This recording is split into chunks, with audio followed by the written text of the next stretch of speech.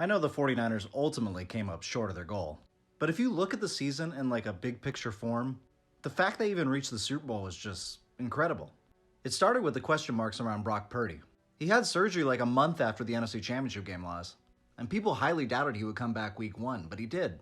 And not only did he recover from that injury extremely well and start week 1, but he put up MVP numbers.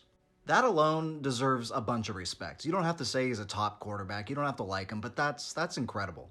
So they had a whole offseason not sure who the quarterback would be. They didn't re-sign Garoppolo, they eventually traded Trey Lance.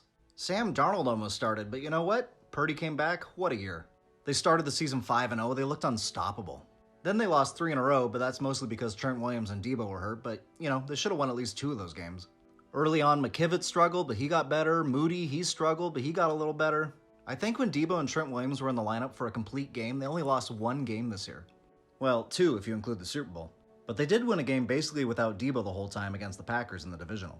CMC had an incredible year and an incredible postseason. He was ridiculous.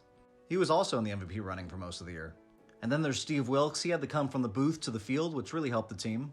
Obviously, his scheme was a little different than what the 49er players were used to. I would say about half of the defenders were pretty frustrated with him.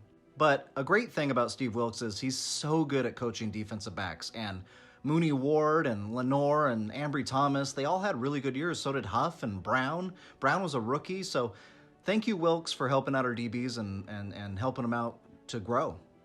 But ultimately, he didn't work out for the Niners. They didn't fire him as a scapegoat for the Super Bowl. He and Shanahan and some of the players on defense just didn't see eye to eye. But him being there this year might actually help out the team going forward because the DBs had excellent years. Feliciano ended up being a really good free agent signing. I thought the team ultimately drafted pretty decently. And then the 2 playoff wins were unreal. What a finish against Green Bay. Obviously an incredible finish against the Lions. Tough Super Bowl finish, but once again, another top 4 team. The culture here is great. It's get over the hump time. The good news going forward is they have Brock Purdy, and they already have a lot of their core players signed. Obviously, Ayuk's a big question mark coming up, but if you really think back on the season, the fact that they had McKivitz start at right tackle, they had a quarterback coming off elbow surgery, they had a rookie kicker, they also lost Hufanga, then Greenlaw in the Super Bowl. They had some problems with Steve Wilks along the way, and they had to come back twice just to make the Super Bowl. If you think of it that way, it's so cool they even made it. But if you want to look at it another way, this team was just ultimately too talented to not win the Super Bowl. So in the end, it's a failure, it's a disappointment, but it was fun. What a ride. Very entertaining.